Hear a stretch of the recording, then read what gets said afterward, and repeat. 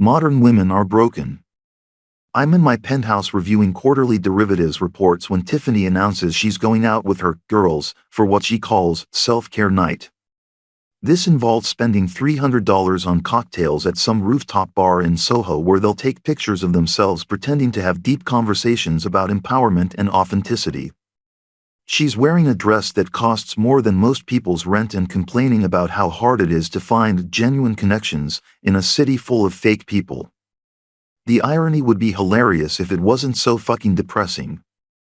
I tell her to have fun and go back to my reports. But I can't concentrate because her casual mention of self-care has triggered something in my brain that I've been trying to suppress for months. The growing realization that modern women have been systematically destroyed by 50 years of feminist propaganda that convinced them to abandon everything that made them actually valuable as human beings. After she leaves, trailing a cloud of Tom Ford perfume and Instagram-worthy confidence, I open my laptop and log into various dating apps just to confirm what I already know. The evidence is overwhelming and depressing. Profile after profile of women who've been programmed to believe that their worst impulses are actually virtues worth celebrating. I know my worth, says one 26-year-old blonde who lists her occupation as content creator and posts pictures of her ass in yoga pants while sharing inspirational quotes about manifesting abundance. Her worth, apparently, is determined by how many strangers validate her physical appearance through social media engagement metrics. Looking for someone who can handle a strong, independent woman, writes another one.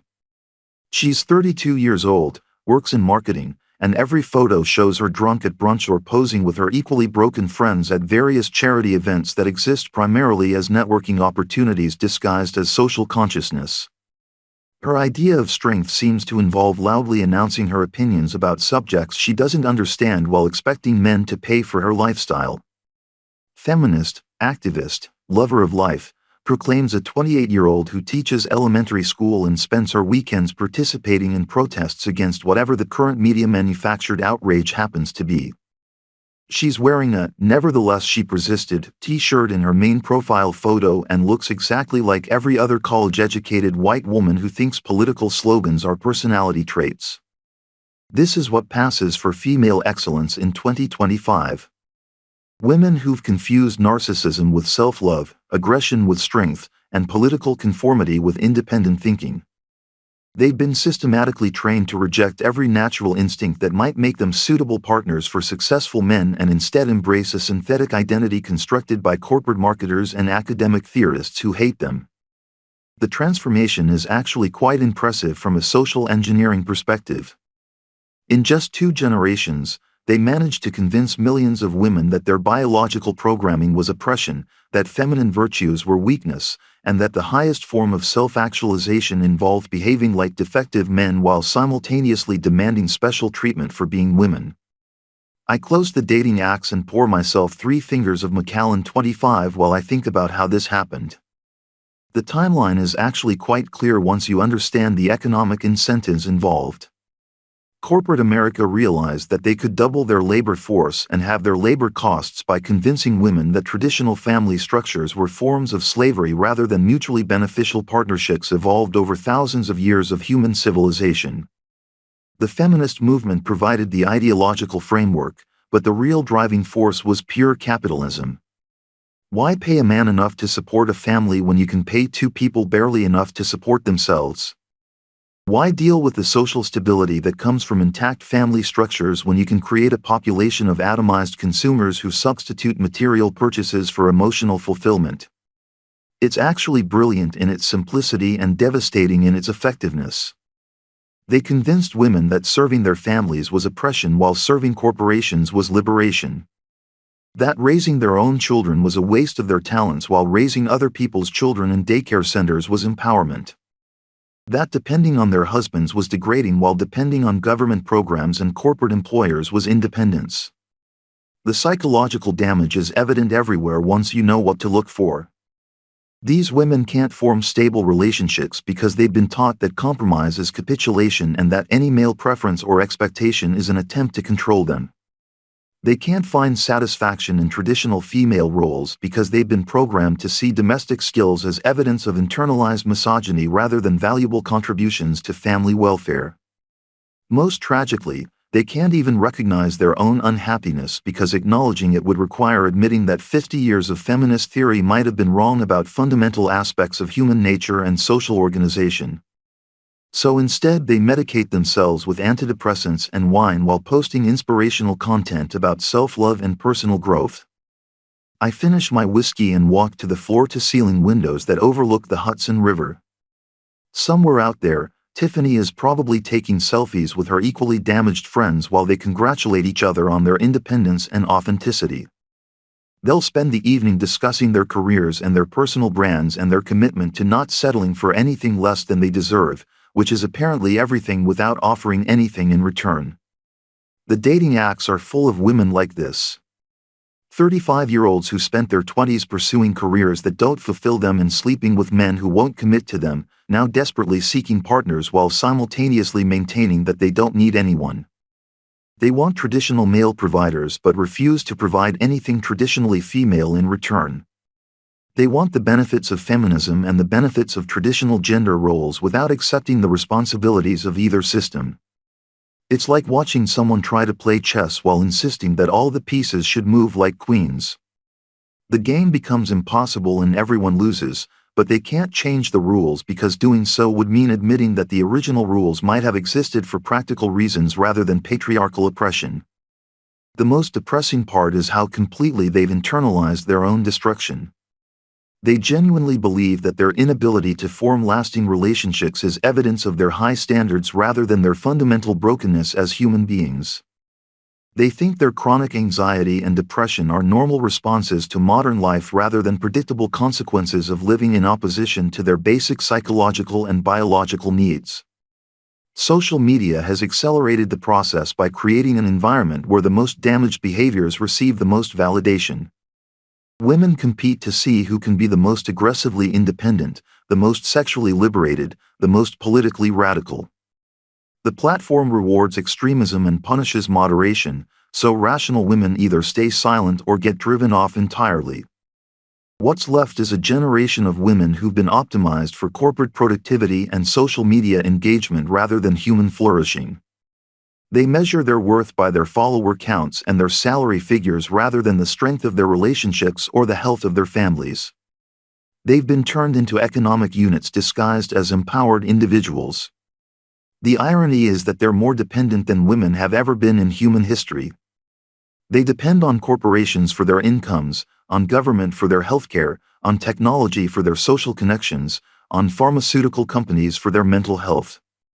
But they call this independence because they don't depend on individual men, as if collective dependence on institutions is somehow more empowering than personal relationships with actual human beings.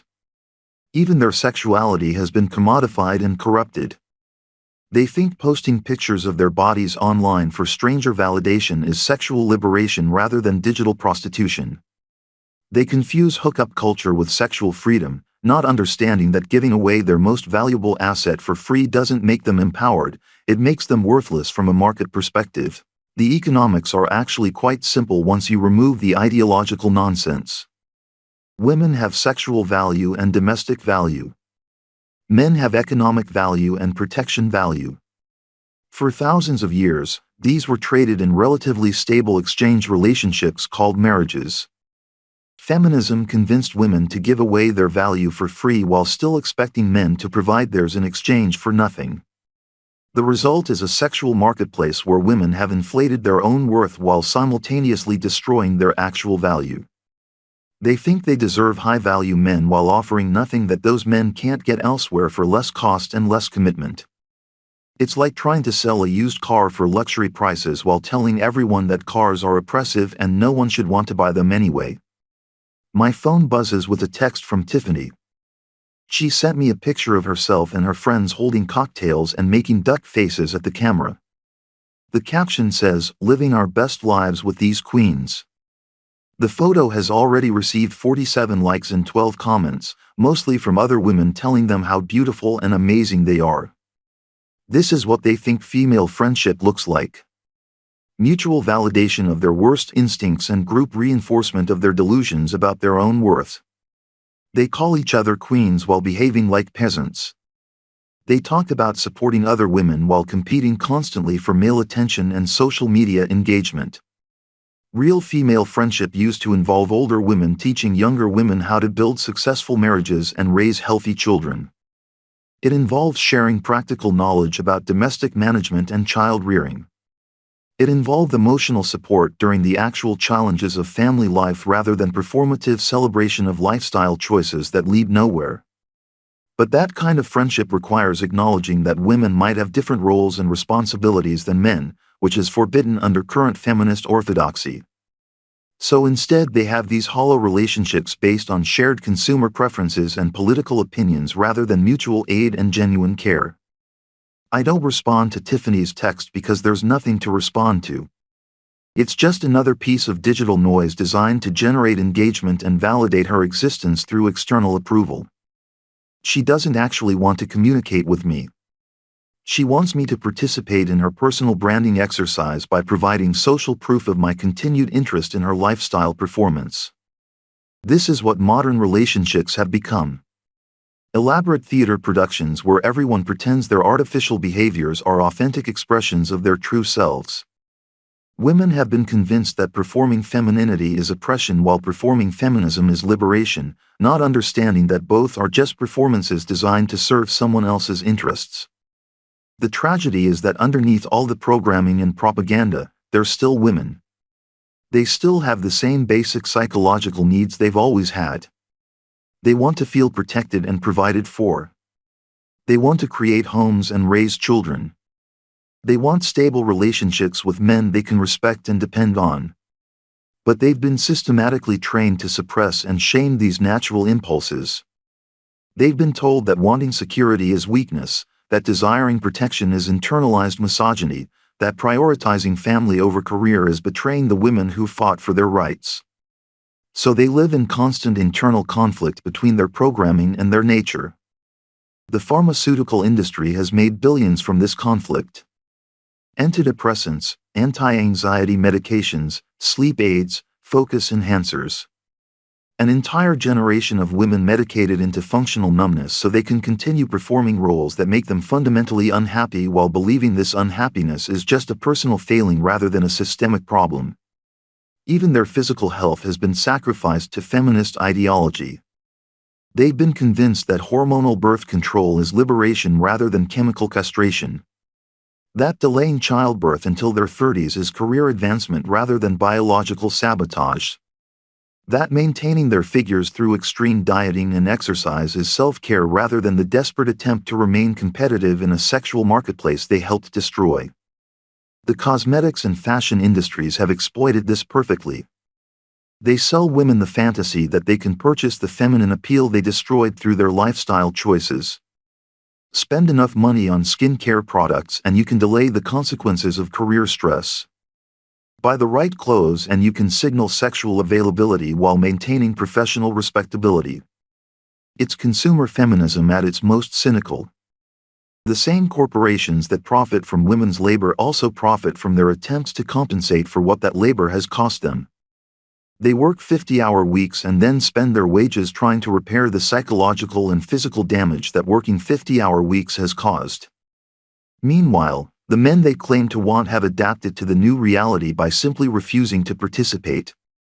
High-value men have realized that modern women offer nothing they can't get elsewhere with less cost and drama. Why commit to someone who's been programmed to see commitment as oppression and who brings nothing to the relationship except demands and grievances? The result is a generation of successful men who date casually and focus on their own wealth accumulation and personal development while women frantically try to convince themselves that they don't need what they obviously desperately want. It's a market failure on a massive scale, but no one can acknowledge it without being labeled a misogynist. The dating apps reflect this perfectly. Women posting increasingly desperate attempts to seem desirable while simultaneously listing all the ways potential partners might disappoint them. Don't waste my time if you're not serious, they write, not understanding that their entire presentation suggests they're not serious either. Must be emotionally available, they demand, while offering nothing but emotional labor and sexual access that's available elsewhere for free. They've been taught to think like consumers rather than partners. They evaluate men based on what those men can provide for them rather than what they might build together. They want the lifestyle that successful men can offer, but they don't want to participate in creating or maintaining that lifestyle. They want the benefits without the responsibilities, the rewards without the work. This is what feminism actually accomplished. It didn't liberate women from oppression. It liberated them from the social structures that made them valuable and necessary. It convinced them that their natural advantages were worthless while their artificial achievements were priceless. It turned them into defective men competing in markets designed for actual men while abandoning the markets where they had natural advantages. The most successful women in history understood their value and leveraged it strategically. They used their sexuality, their domestic skills, and their emotional intelligence to build partnerships with successful men that benefited everyone involved. They created stable families that produced successful children who continued their legacy across generations. Modern women have been convinced that this strategy is oppression rather than optimization. So instead they compete directly with men in arenas where they have natural disadvantages while abandoning the arenas where they could dominate.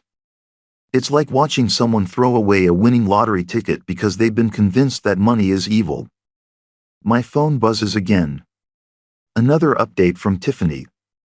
This time it's a video of her and her friends singing along to some pop song about female empowerment while they dance badly in their overpriced dresses. The song is probably written by male producers and performed by a female artist whose career is managed entirely by men, but they think consuming it makes them empowered.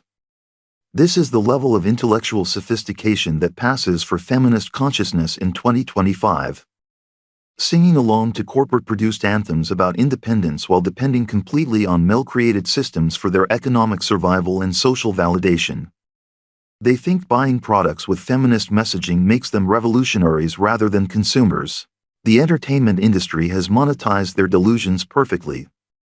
Every movie, television show, and pop song reinforces the narrative that women are naturally superior to men and that any problems in their lives result from male oppression rather than their own choices. They consume this content religiously because it validates their worldview while requiring no actual effort or self-reflection. Meanwhile, the actual consequences of feminist ideology continue to compound. Birth rates below replacement level. Marriage rates at historic lows. Mental health crises among young women. Social isolation disguised as independence. Economic productivity that depends on importing workers from countries that still understand traditional family structures. But none of this can be acknowledged or discussed because feminism has become a secular religion where questioning the doctrine is heresy. Women who express doubt about the benefits of their liberation are shamed and ostracized. Men who point out the obvious problems are labeled misogynists and canceled from social and professional networks. The result is a society-wide delusion where everyone pretends that obviously dysfunctional systems are actually working perfectly. Where individual unhappiness is treated as personal failure rather than systemic breakdown. Where the most basic observations about human nature are considered hate speech. I finish reviewing my reports and close the laptop. Somewhere across the city, Tiffany is probably taking more pictures and posting more updates about her amazing night out with her empowered friends. Tomorrow she'll complain about being tired and need to recover from her evening of liberation. She'll spend the weekend doing self-care activities that mostly involve consuming products and services designed to repair the damage caused by her lifestyle choices. And she'll never make the connection between her behaviors and their consequences because making that connection would require acknowledging that 50 years of feminist theory might have been wrong about some fundamental aspects of human nature and social organization. It's easier to blame men or society or capitalism or anything except the ideology that promised her everything and delivered nothing but anxiety and emptiness. This is what modern women have become. Broken products of a broken system, convinced their brokenness is actually wholeness, competing for men they've made themselves unsuitable for while demanding those men adapt to their dysfunction rather than recognizing their own need for repair. But the market doesn't care about ideology. The market only cares about value. And women who can't provide value will eventually be replaced by women who can, either through immigration from cultures that still understand traditional relationships or through technological solutions that eliminate the need for their participation entirely.